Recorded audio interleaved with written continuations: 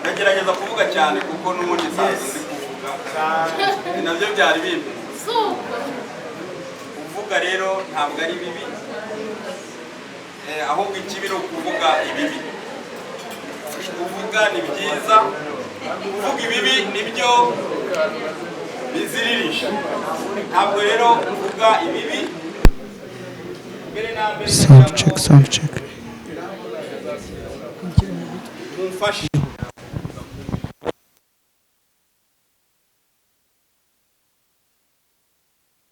buriya Imana, abantu barapanga natwe tugapanga, ariko Imana yo ifite imipango yayo.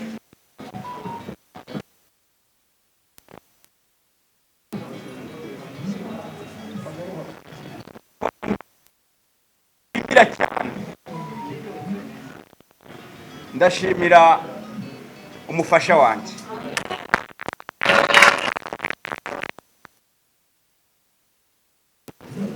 ni imbere y'itangazo.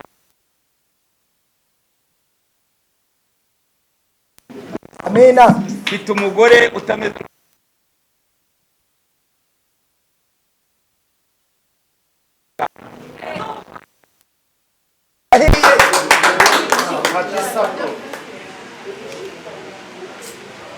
umugore w'intangarugero, uwashaka uko yabyita kose. Ariko uyu mugore wanjye ikintu navuga n'uwa mbere mu bintu byose ni inyangamugayo. Uwo bagirana ikibazo yaba ari udashobotse. Ikintu cya mbere mushimira arihangana.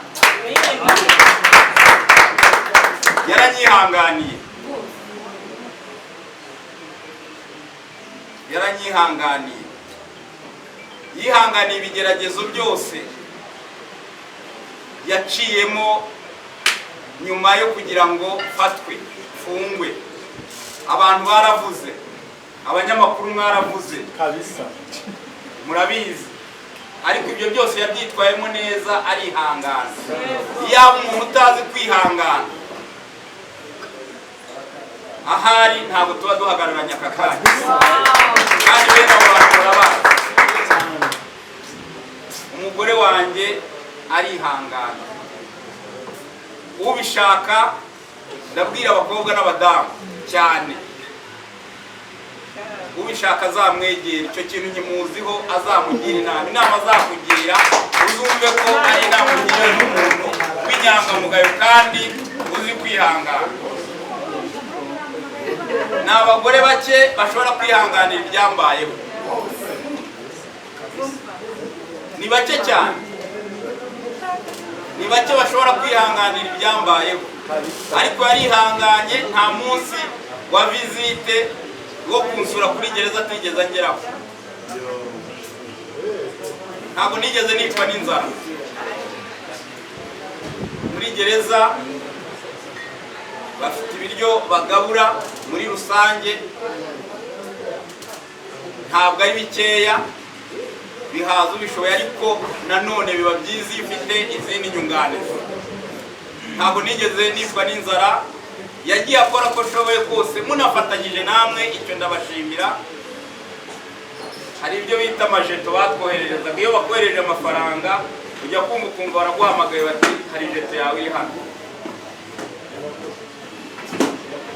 Ntabwo yigeze rero atezuka kunyitaho no gukomeza kunyihanganira. Buriya rero umuntu wihangana kandi w'inyangamugayo mubona mu gihe cy'akaga nk'iki. Nongere mbisubiremo, ntabwo byari byoroshye kuba umuntu ashobora kwihangana, akihanganira ibyamvugwagaho na bamwe, akihanganira abamuhamagara bamuca intege, akihangana abamuhamagara bamunnyega, na n'ubu tukaba duhagararanye. Sheri, warakoze. Imana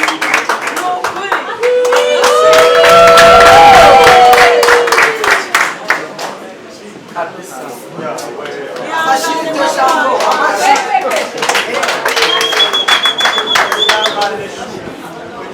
kandi ubunyangamugayo ndabizi ntabwo ugiye kuba muzakomeze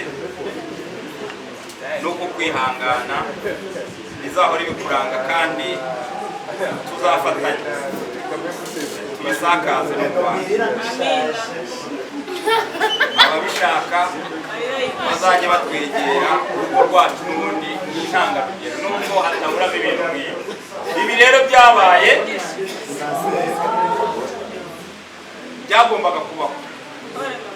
Yewe nuko byakira iyi tariki uyu munsi twakagombye kuba turi kumwe hano.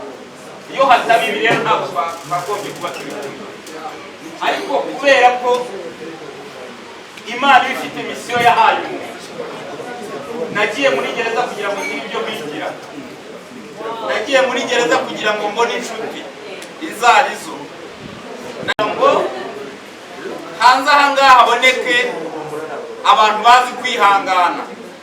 Nagiye muri gereza kugira ngo haboneke urukundo, nagiye muri gereza kugira ngo abantu bavuge, abandi bavuge, abandi bavuge, abandi bavuge, n'abandi bakomeze bavuge. Nagiye muri gereza bankeneye, nagezeho nsanga barantegereje, baravuga bati twari tugutegereje, bati ahubwo ko watinze, bati twagufanaga twagukundaga tutakureba none tugize amahirwe. Baraza bakajya bankoraho. Hariya harimo abantu bakatiye burundu ubuzima bw'atazasubira hanze, harimo abantu bakatiye imyaka 30, harimo abakatiye 5, harimo abakatiye 10, 15, 25 niyo bansabiraga. Ariko abo bantu bose nagezeho banyereka urukundo, barambwira bati twari tugutegereje, nushaka bakure kure mu gitondo witake, ariko twari tugutegereje kugira ngo tukubone. Nanabwira abakinnyi bari hano ba sinema ko rwose muri gereza turakunze, ntabwo mvuze ngo mujyeyo, ariko nabyo ntabwo ndi bubibahishe. Gereza ntabwo ari ahubwo ikibi ni ukuyitindamo, ariko iyo ugezeyo ubu nababwira ngo impamyabushobozi mvanyeyo nta wundi muntu uyifite, mvanyeyo lisansi. Nabonye byinshi, numvishe byinshi, nabonye byinshi ntari kuzabona. Bivuga ngo ntabwo nagiye hariya ari uguhubuka kw'Imana, ahubwo Imana yari bifite muri gahunda. Imana yari bifite muri gahunda, yari ibizi neza ko nzagenda nkamara igihe kingana gutya nkagaruka iyi tariki tukaba twica. Misiyo yampaye hari irarangiye, ubu ndagarutse ndakomeza misiyo zayo kandi ntabwo nzayitetereza, nzaba hafi yayo. Ndashimira kandi ubutabera bwacu, ndashimira ubutabera cyane kuko ubutabera burashishoza. Hari abantu ubundi bamwe ariko bake cyane batari kuturusha imbaraga kuko hari Imana, bifuzaga ko ntavamo, ariko ubutabera burareba burashishoza, buravuga buti uriya muntu ibyo bavuga ntabwo bifite ishingiro. Ndashimira RCS ishinzwe imfungwa n'abagororwa. Mu by'ukuri nagezeyo ndisanga abacungagereza guhera kuri diregiteri kugeza ko hasi nta kibazo twagiranaga. Nagezeyo nabo baravuga bati turi abafana bawe ntacyo uzabura hano. Nagiye muri ibirori byinshi muri gereza, ngira mwagiye mubibona, hari abanyamakuru, hari ibyo abanyamakuru babaga barimo, hari ibyo babaga batarimo, ariko mvuyeyo na n'ubu bavuga bati genda warakoze, twabanye neza, witwaye neza. Ntabwo ariko twabikekaga, ariko urakoze. Kugeza ubwo no mu gutinda diregiteri ntabwo yari ari mu nama, ariko ngira umugisha sohoka hageze nawe arambwira ati Imana iguhe umugisha, kandi twarishimye rwose, tuzajya tunagutumira no mu bitaramo uze no gusuhuza abandi bamusize hano. Murabyumva rero, mwabibonye aho twanyuze mu muhanda hose, abantu bari bishimye kandi bari bishimiye ngewe. Ndashimira abanyarwanda rero, ndashimira abafana banjye, ndashimira abantu bose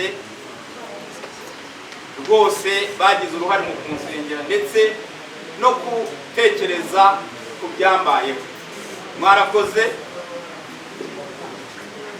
Nyuma y'ubu ngubu ngiye kuruhuka, abanyamakuru rwose mwihangane nduhuke, tuzashaka igihe tuganire birambuye, ngende mbagezaho amakuru n'ibyiza byagiye n'ibibi nagiye mpura nabyo. Ntabwo namwibagirwa, buriya we n'umuntu uza ku rwego rundi. Bari barimo bavuga wenda ngo ntabwo nashimiye metere wanjye we birarenze. Irene ni metere w'abasitari. Numvishe n'akandi kazina ngo ni metere w'abashuti. Metere warakoze, kandi na n'ubu turacyari kumwe. Ibirebana n'amategeko byose, ibyo nzajya nkora, ibyo nzajya nsabwa gukora birebana n'amategeko, ntiwibwire ngo uzaba uri kure yanjye. Ni wowe.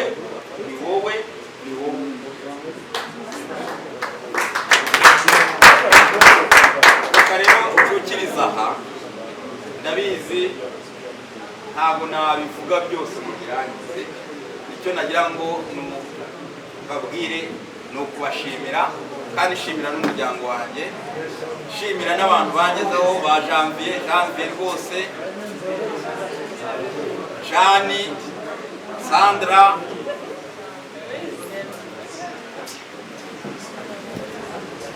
abantu bose ba Queen muri aho mwese, ba Kibonke, ba Digidigi, nabo ntavuze mu mazina, n'abagasongo rwose. Hari igitabo nzandika, ibintu byose nzabishyiramo, na niyo bibamenyeshe. Ntabwo wava hariya ngo ureke kwandika igitabo, niba kizaza mu myaka 5, niba ari mu mwaka umwe, ariko murakoze rero twese Imana iduhe.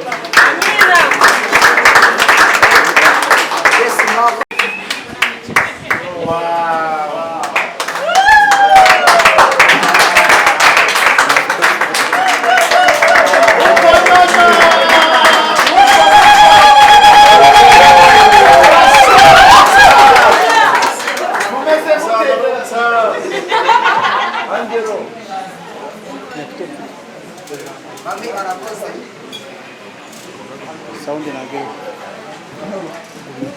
Nusuri.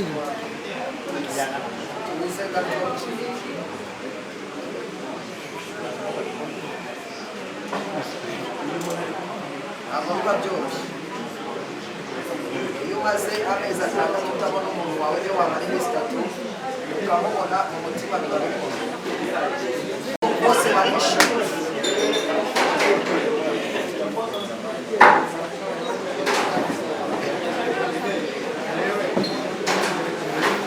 Hanya n'uwadimbazi we